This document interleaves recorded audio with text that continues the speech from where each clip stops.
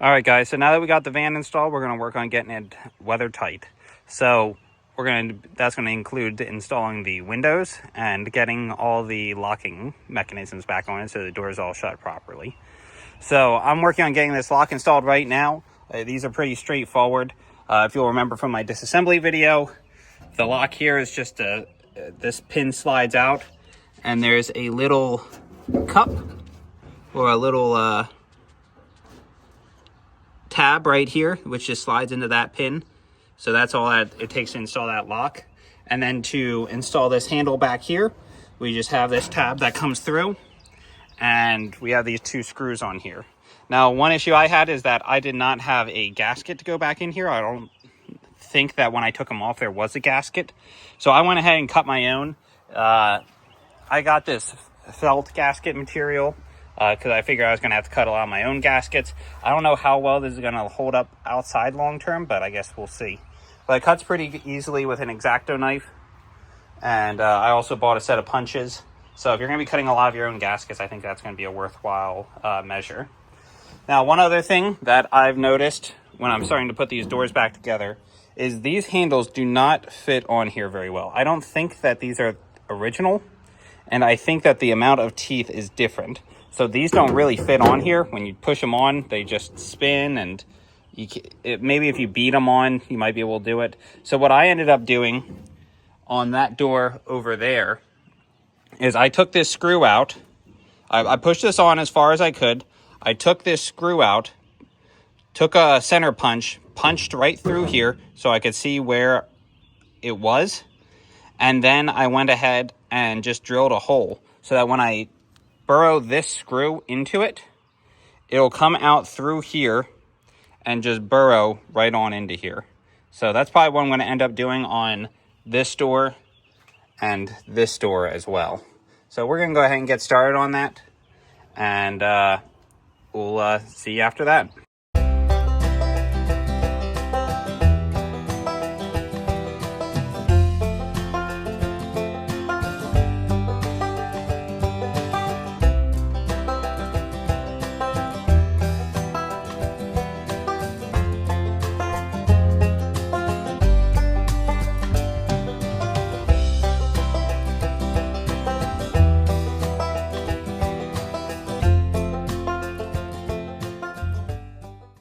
All right, guys, so you might have seen that I had a little bit of trouble there. It kept seeming like it stripped out. Well, what it ended up being the issue was that this lever right here is totally seized up. So I've been banging on it, trying to get oil on it.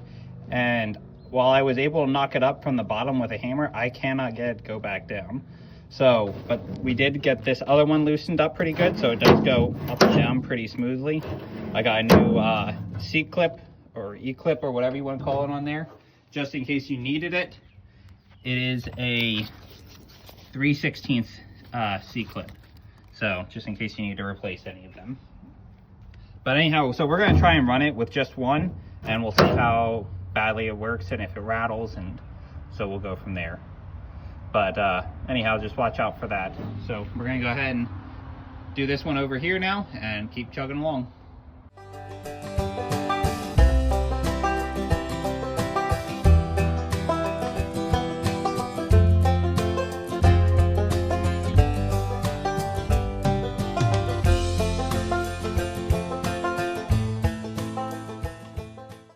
All right, guys, looks like we have the same issue on this door, except this time it's with the top one. So we're only going to have the top connection on this side and the bottom connection on this side.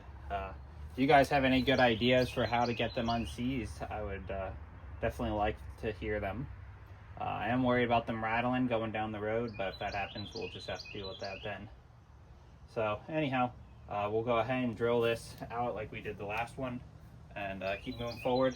It does, when I put it in right now, it does wobble a little bit. That's why I put this, I don't know if you can see it on camera, but one of these plates, I put that on the bottom. It gives you a little bit of adjustment for exactly where the opening is. So we'll have to try and mess around with that, but we'll probably fine tune that after we get the seals on this, because the seals are obviously going to help take some of that rattle out as well. So, alrighty, we'll keep moving. All right, guys, so we got these side doors and the back doors functioning. So we ended up having to drill and put a hole into each of these shafts in order for these to not work, or in order for these to not slip. But now they all work like they're supposed to. And we also went ahead and got seals and these windows installed. So for around these, I had to cut some custom felt gaskets, just like we were talking about before. And we went ahead and got this installed. I did not put a gasket behind here. Hopefully this shouldn't be seeing any rain, so it shouldn't be an issue anyhow. But it would have been easy enough to cut another gasket for them if I have to. I thought I might need to shim it out, and I guess we'll have to see after a good rainstorm if we need to.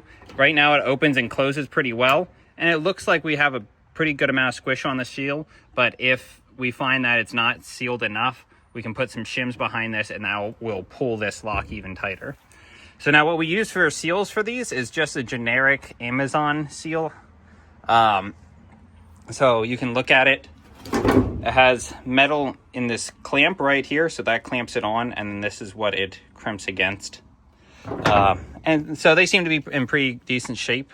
And so anyhow, that marks these as functional doors again. And so now we'll probably start working on the doors up front. So I'll catch you in a bit with that. Hey guys, so a follow-up about these windows that I just noticed.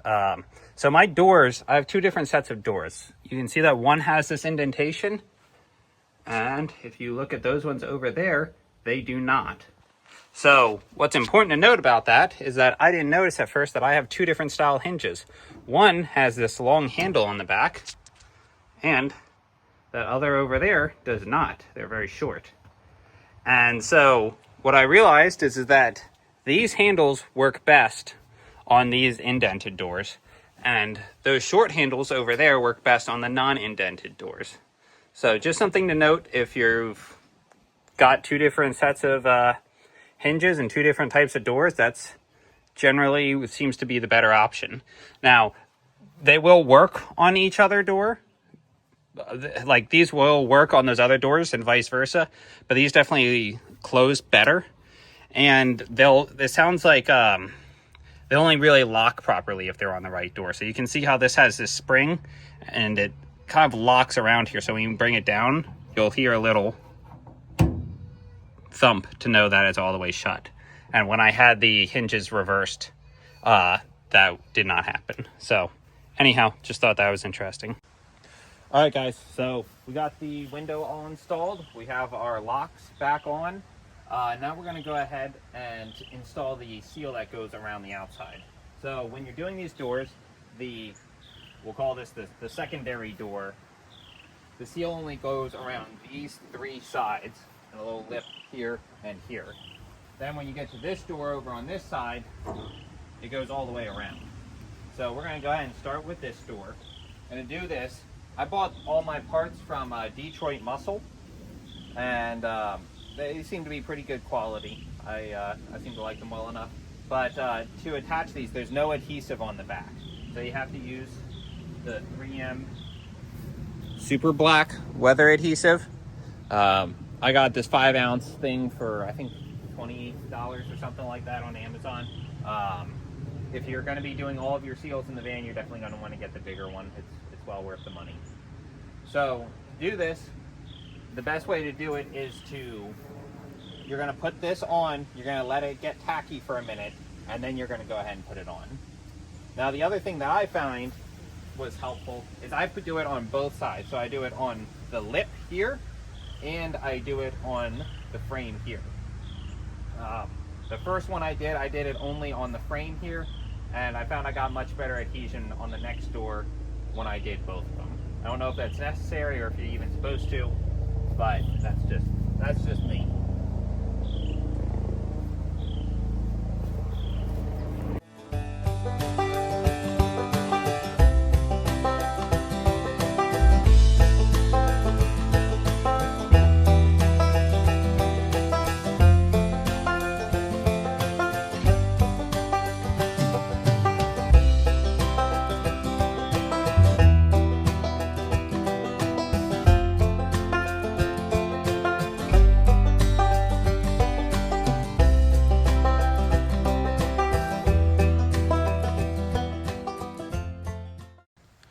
All right, guys, so you can see that as we're putting this on, you really got to put this tape on to help secure it in spots, especially in areas where the seal curves. So I find it's really important in the corners and where the seal curves, and if you got a spot where the seal starts and stops.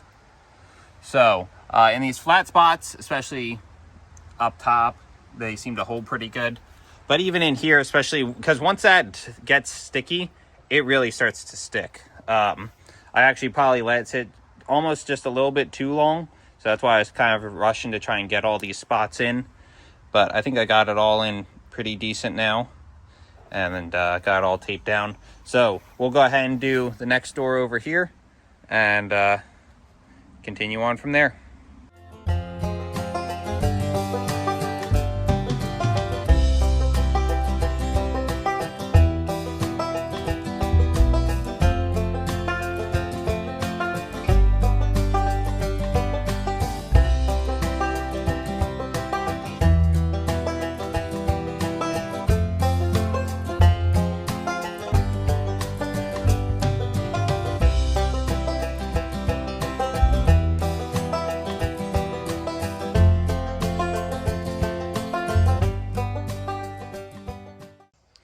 All right, guys, so these seals have been sitting for about 24 hours now, so they should be totally cured.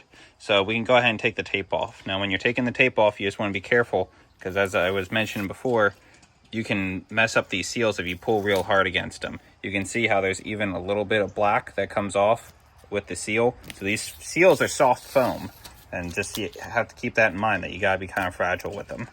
So just as you're taking this off, just be careful that you don't pull too hard on them.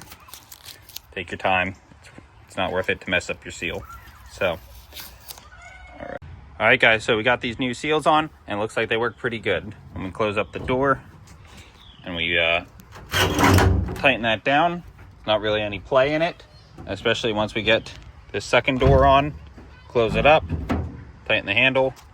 No play at all, no rattle. So hopefully we got it right.